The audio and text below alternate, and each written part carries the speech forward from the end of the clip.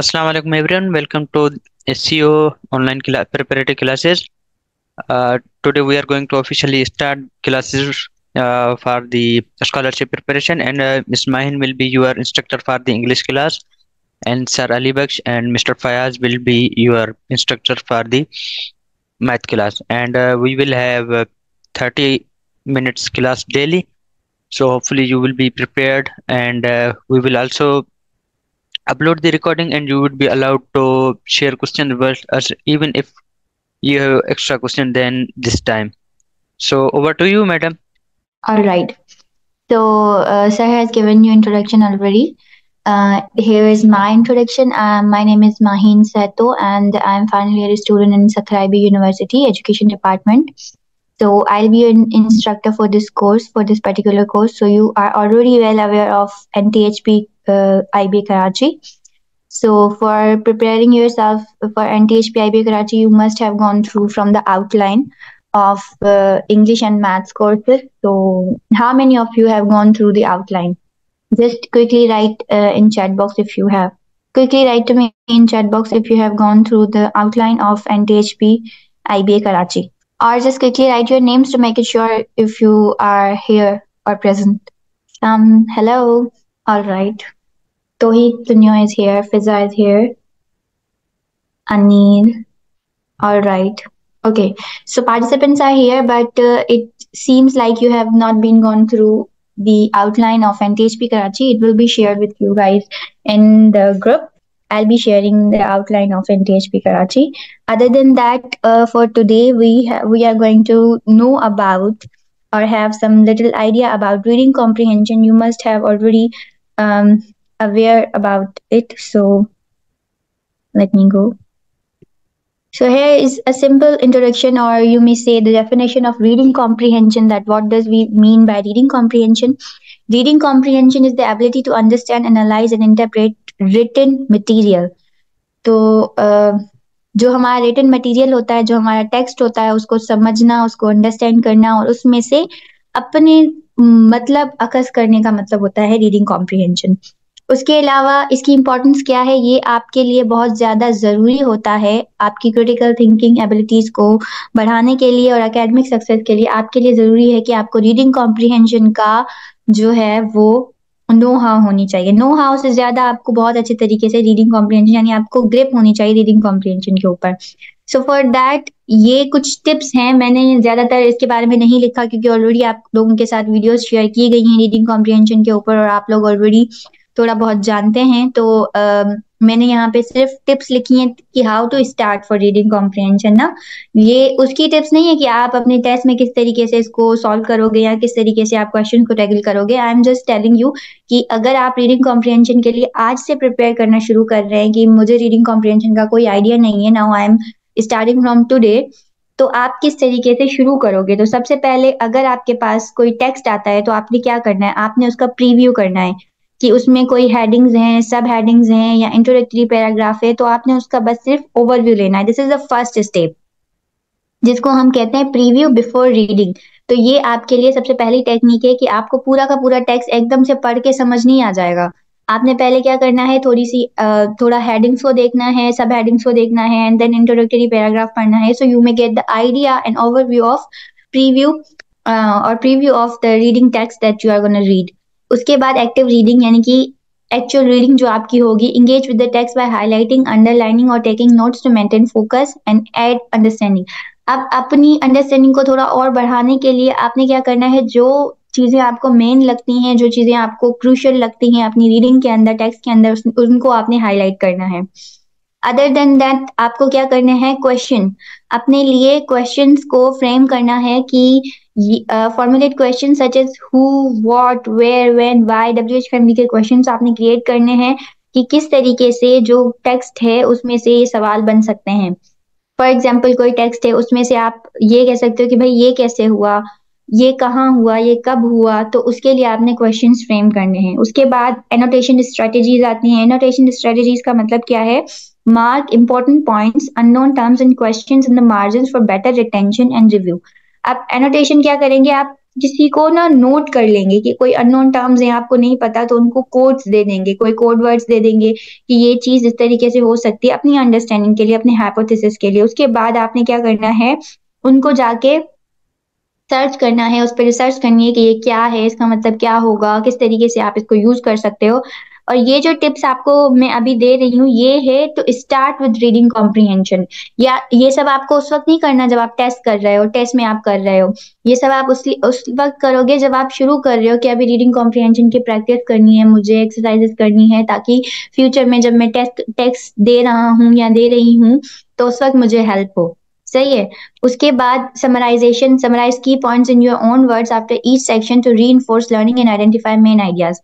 Summarise करना क्या होता है? आप सब लोगों को समरी लिखने का तो एक्सपीरियंस रहा होगा। हम अपने स्कूल्स में या अपने इंग्लिश में और या उर्दू या सिंधी में हमेशा आप लोग समरी लिखते हैं ना। सिंधी में हम लिखते हैं खुलासा, उर्दू में उर्दू में लिखते हैं हम लोग खुलासा। और उसी तरह समरी होती है इंग्लिश में। तो समरी का मतलब क्या होता है कि आपने वो जो पूरा टेक्स्ट है उसको समराइज करना है अपने ओन वर्ड्स में, यानी कि थोड़े से में इतने बड़े चंक को आपने एक छोटे से चंक में डिस्क्राइब करना है, या फिर आप कह सकते हैं कि आपने उसको एक्सप्लेन करना है। उसके बाद है माइंड मैपिंग। माइंड मैपिंग क्या होता है कि क्रिएट विजुअल रिप्रेजेंटेशन ऑफ की कॉन्सेप्ट्स एंड देयर रिलेशनशिप।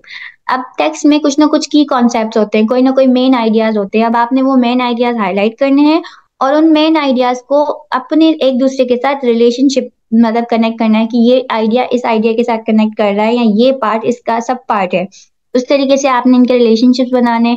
उसके बाद आपने क्या करना है, यूटिलाइजिंग कॉन्टेक्स्ट क्लूज। उसमें आपने क्या करना होता है कि I think someone is raising hand, so Ishwar I suppose, what do you want to say, can you write in the chat box? Alright. तो उसके बाद क्या है, utilizing context clues. Context clues क्या होते हैं, जो सराउंडिंग इन्फॉर्मेशन होती है, यानी कि कोई वर्ड है जो आपको समझ नहीं आ रहा है ना, उसके सराउंडिंग इन्फॉर्मेशन से, यानी उसके एक सेंटेंस आगे एक सेंटेंस पीछे अगर आप देखेंगे तो वो उसकी आप मीनिंग डिड्यूस कर सकते हैं, यानी कि आपको पता चल सकता है कि इसकी मीनिंग क्या हो सकती है। तो कुछ क्लूज हो सकते हैं आपके लिए, उससे आपकी वोकैब्युलरी इम्प्रूव होगी कि कोई ऐसे वर्ड्स जो आपके लिए फेमिलियर नहीं है तो वो आप अंडरस्टैंड कर सकते हैं। उसके बाद आपके लिए आता है इन्फ्रेंस मेकिंग। इन्फ्रेंस मेकिंग क्या होता है, draw logical conclusion based on evidence in the text, deepen your understanding. आपने क्या करना होगा, कंक्लूजन्स बनाने होंगे उन एविडेंस के बेसिस पर जो आपने टेक्स्ट में से इन्फर किए हैं। इन्फर का मतलब क्या होता है कि what you have get from the text. सही है? उसका मतलब वो होता है इन्फर करना, अपना कंक्लूजन बनाना, अपने लॉजिक्स बनाना टेक्स्ट के अकॉर्डिंग, टेक्स्ट के अकॉर्डिंग। नहीं, actually someone has written in the chat box that कि मैम समराइजेशन टेस्ट में आती है या नहीं। समराइजेशन टेस्ट में नहीं आती, लेकिन समराइजेशन ये एक टिप है रीडिंग कॉम्प्रिहेंशन को समझने के लिए, रीडिंग कॉम्प्रिहेंशन करने के लिए। ये जो यहाँ पे सारी हाईलाइट हुई हुई हैं, मेंशन हुई हुई हैं, रीडिंग कॉम्प्रिहेंशन की टिप्स हैं। अच्छा, ये टिप्स मैं आपको क्यों बता रही हूँ कि यहाँ पे हमारे पास कुछ बच्चे ऐसे होते हैं, या फिर हम खुद भी, कि जब हम इंटर पास कर लेते हैं या उसके बाद हम किसी टेस्ट की तैयारी कर रहे होते हैं तो हमें रीडिंग कॉम्प्रिहेंशन का इतना ज्यादा आइडिया नहीं होता है। हम रीडिंग कॉम्प्रिहेंशन को देख के, या फिर हमें सबसे ज्यादा डिफिकल्ट पार्ट रीडिंग कॉम्प्रिहेंशन लगता है जब हम टेस्ट दे रहे होते हैं, कोई भी एनटीएचपी का टेस्ट हो या सखर हाईवे का एसटीएचपी टेस्ट हो या कोई भी टेस्ट हो। जब हम एडमिशन टेस्ट दे रहे होते हैं तो रीडिंग कॉम्प्रिहेंशन हमें सबसे ज्यादा मुश्किल पार्ट लगता है। अब उसके लिए how to start with reading comprehension, अब मैं आपको रीडिंग कॉम्प्रिहेंशन की एक्सरसाइजेस लाकर दे दूं, आप वो रीडिंग कॉम्प्रिहेंशन करने लग जाएं, तो इट्स ऑफ नो यूज, क्योंकि आपको नहीं पता कि रीडिंग कॉम्प्रिहेंशन कैसे होती है। सही है? तो हमारा जो पहले भी एक्सपीरियंस रहा है उसके बेसिस पर मैंने अब आज के लिए आप लोगों के लिए प्रिपेयर किया था कि आपको ऐसे टिप्स दिए जाएं जिसके लिए आप रीडिंग कॉम्प्रिहेंशन के साथ स्टार्ट कर सको कि इस तरीके से रीडिंग कॉम्प्रिहेंशन मैंने करनी है। फिर जब आपकी ग्रिप हो जाए, उस पर बहुत ज्यादा अच्छे से आपकी प्रैक्टिस हो जाए, तो फिर आप क्या कर सकते हो, आगे बढ़ सकते हो और दूसरी जो चीजें हैं इसके अंदर आप इंक्लूड कर सकते हो, ऐड कर सकते हो। तो ये टिप्स आपको इसलिए दी जा रही हैं ताकि आप अभी स्टार्ट कर सको तो how to do with reading comprehension, how to solve reading comprehension exercises. सही है? अभी मैं आपको एक्सरसाइजेस सॉल्व नहीं करवा रही, अभी मैं आपको कोई ऐसी चीज नहीं बता रही जो टेस्ट में आएगी। अभी मैं आपको ये बता रही हूँ कि आपने रीडिंग कॉम्प्रिहेंशन कैसे सीखना है, कैसे करना है। I'm just telling you or teaching you how to do with reading comprehension. सही है? उसके बाद हम लेट्स मूव फर्दर। तो उसके बाद है प्रायोरिटाइजिंग इंफॉर्मेशन। अब क्या होता है कि आपके टेक्स्ट जो आपको दिए गए होते हैं ना, उसमें कुछ इंफॉर्मेशन ऐसी होती है जो जरूरी होती है और कुछ इंफॉर्मेशन ऐसी होती है जो जरूरी नहीं होती है। तो आपने क्या करना है, आइडेंटिफाई करना है कि आपकी इंपॉर्टेंट और क्रूशियल इंफॉर्मेशन कौन सी है। तो जो क्रूशियल इंफॉर्मेशन है उसको आपने टारगेट करना है, फोकस करना है, सही है। तो फॉर सपोज आपको क्वेश्चन दिए गए हैं और क्वेश्चंस में से कुछ इन्फॉर्मेशन है जो उन क्वेश्चन से रिलेट करती है, बाकी इन्फॉर्मेशन वेग है। वेग का मतलब होता है अनक्लियर है, या कह सकते हैं कि मुश्किल है, आपके अंडरस्टैंडिंग से ऊपर है या अंडरस्टैंडिंग से नीचे है। तो कुछ इन्फॉर्मेशन होती है जो आपके लिए जरूरी होती है और कुछ इन्फॉर्मेशन होती है जो जरूरी नहीं होती है। तो हमने क्या करना है, जो इन्फॉर्मेशन जरूरी नहीं है उसको एलिमिनेट कर देना है और हमने फोकस करना है उस इन्फॉर्मेशन पे जो हमारे लिए जरूरी है to answer the questions that we have been asked. Okay. उसके बाद क्या है, reflective reading. Reflective reading, what is reflective reading? Pause periodically to reflect on what you have read, reinforcing comprehension and adding in long term retention. अभी for example आपके आपके पास जो मतलब हमें जो पैसेजेस देते हैं ना रीडिंग कॉम्प्रिहेंशन के लिए टेस्ट के अंदर, वो काफी बड़े होते हैं। फॉर सपोज 1 पेज लॉन्ग है या 2 पेज लॉन्ग है। तो अगर इतना बड़ा हमारे पास पैसेज आ रहा है तो आपने आपने क्या करना है, थोड़ा सा पैसेज पढ़ना है, फिर उस पर रिफ्लेक्ट करना है कि आपने क्या पढ़ा, सही है। उसके बाद आपने क्या करना है, फिर आगे जाना है। ऐसा नहीं कि आप पूरा पढ़ गए और पीछे क्या था आप भूल गए। तो जब तक आप थोड़े से चंक्स में उसको डिवाइड करेंगे, थोड़ा थोड़ा सा उसको पढ़ेंगे, उसको रिफ्लेक्ट करेंगे, अंडरस्टैंड करेंगे, and then you will go okay forward. उसके बाद आपने क्या करना है, प्रैक्टिस रेगुलरली। अब मैं आप लोगों को एक टिप दे दूं एज अ टीचर, और आई एम ऑल्सो स्टूडेंट, और मैं स्टूडेंट रह चुकी हूँ, मैं टेस्ट वगैरह की तैयारी कर चुकी हूँ। तो उसके लिए आप लोगों के लिए एक जो इम्पोर्टेंट टिप है, आपने रेगुलरली प्रैक्टिस करनी है, सही है। अगर आप मिस करते हो, डेज मिस करते हो, काम नहीं करते हो, छोड़ देते हो कि नहीं अब टेस्ट में 1 महीना रहता है तो मैं बाद में करूंगा या मैं बाद में करूंगी, तो ऐसा नहीं करना। आप सॉरी, ऑलराइट। तो आपने डेली प्रैक्टिस करनी है, और जब आप डेली प्रैक्टिस करोगे तभी आपको जो है कुछ अंडरस्टैंडिंग आपकी डेवलप होगी और आप अपने टेस्ट में अच्छा परफॉर्म कर सकते हैं। ऑलराइट। तो ये थी हमारी कुछ टिप्स रीडिंग कॉम्प्रिहेंशन के लिए। वालेकुम अस्सलाम, समवन हैज सेड अस्सलाम। ऑलराइट। तो अब ये चीज है क्लोज पैसेज, ये आपके एनटीएचपी के आउटलाइन जो मैं आपके साथ शेयर करूंगी उसके अंदर भी है। तो रीडिंग कॉम्प्रिहेंशन से रिलेटेड है ये भी, लेकिन क्लोज पैसेज क्या होते हैं, ये आते हैं आपकी एनटीएचपी कराची, आईबी कराची के टेस्ट के अंदर। उसमें क्या होता है, पहले तो मैं आपको बता दूं क्लोज पैसेज क्या होता है। क्लोज पैसेज ऐसा होता है कि रीडिंग कॉम्प्रिहेंशन की तरह ही होता है, लेकिन उसमें से कुछ वर्ड्स मिसिंग होते हैं बीच में से। फॉर एग्जाम्पल कुछ सेंटेंसेस आपको दिए गए, कोई एक सेंटेंस दिया गया, उसमें से कुछ वर्ड लिखे हुए हैं, एक वर्ड मिसिंग है। फिल इन द ब्लैंक्स जिस तरह हम करते हैं, आप लोगों ने भी किए होंगे अपने स्कूल टाइम के अंदर। तो फिल इन द ब्लैंक्स की तरह ये होता है। A cloze passage is a reading comprehension exercise where words are systematically omitted, यानी कि वर्ड्स हटा दिए जाते हैं from a text and the reader is required to fill in the blanks with the appropriate words. तो आपने choose करना होता है कि कौन सा वर्ड जो है वो एप्रोप्रिएट है और वो इसकी जगह पे फिल इन द ब्लैंक में सूट करेगा। उसके बाद है in a cloze passage every nth word. nth word हमने इसलिए यूज किया है क्योंकि हमें नहीं पता था कौन सा वर्ड मिस होगा, सही है। तो इसलिए हमने कर दिया nth word is deleted and the reader is tasked with selecting the correct words that fit seamlessly into the blanks. Close passages are valuable tools for educators to gauge a reader's proficiency, language skills, and ability to comprehend a given piece of writing. अब excuse me. ठीक है, तो अभी हमारे पास जो थोड़ा सा time रहता है, so I think we are run out of time. हमारे पास 10 मिनट और रहते हैं हमारी क्लास के। तो I am giving you a passage, आपने उसको रीड करना है और हम मिल के उसको। All right. तो अभी आपको क्या करना है कि मैंने आपके साथ एक एक्सरसाइज शेयर करनी है। हम लोग जो है किसी ने मैसेज किया क्लासेस जी रोजाना होंगी, लेकिन आई थिंक ये कुछ मैथ्स की क्लासेस 3 दिन होंगी और 3 दिन आपकी इंग्लिश की क्लासेस होंगी पॉसिबली। आपके साथ सिलेबस शेयर हो जाएगा, डोंट वरी अबाउट दैट। मैं आप लोगों के साथ अभी एक चीज शेयर कर रही हूँ। All right.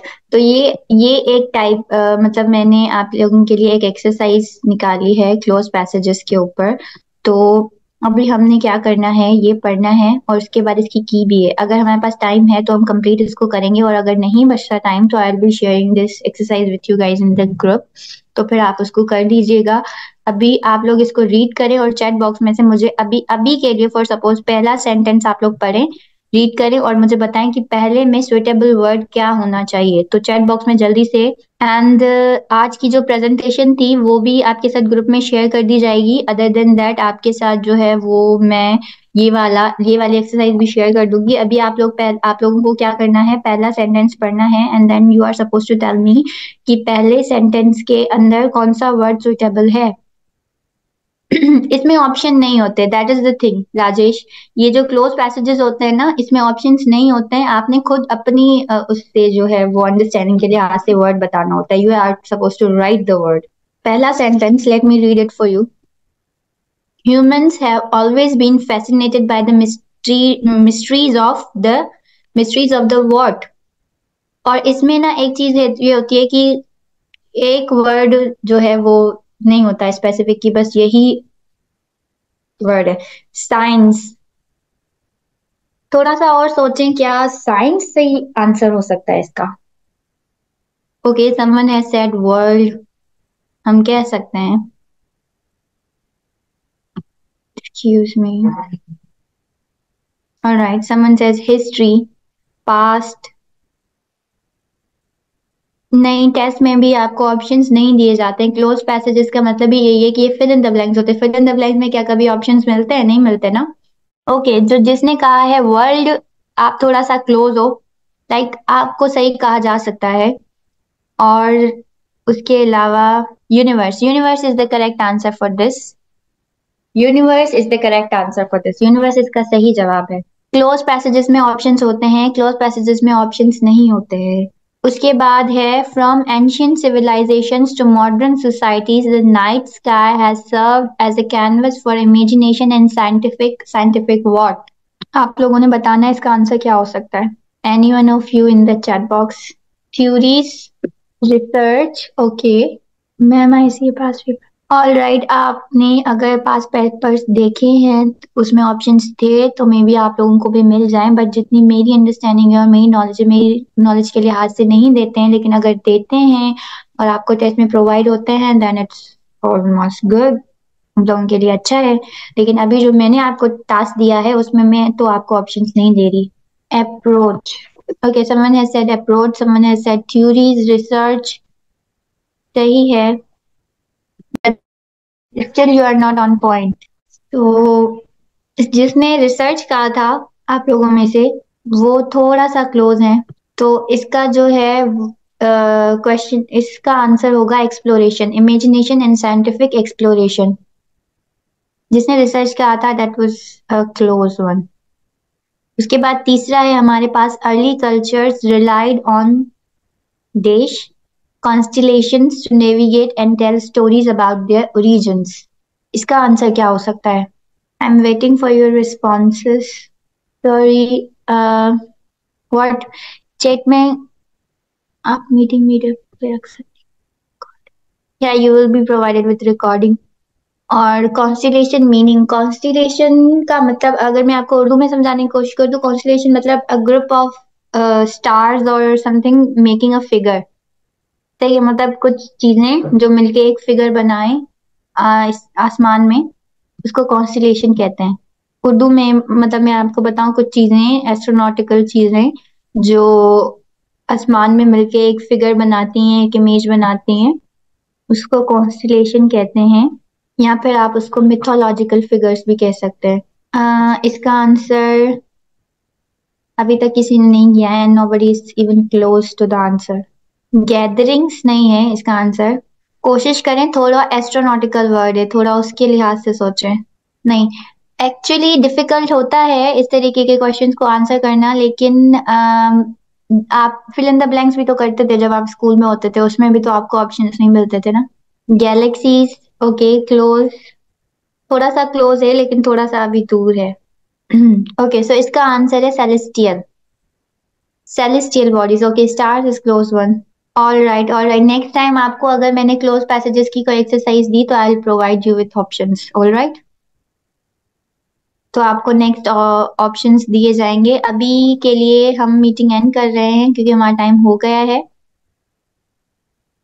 ठीक है, तो अभी हमारा टाइम हो गया है। ये वाली एक्सरसाइज आप लोगों के साथ में ग्रुप में शेयर कर देती हूँ, इसमें और भी क्वेश्चंस हैं और इसकी आंसर की भी नीचे आपको प्रोवाइडेड है। ऑलराइट, तो आप इसको देख लीजिएगा और फिर जो है आप इसको समझ सकते हैं ज्यादा बेहतर तरीके से। So for now, Allah Hafiz and thank you.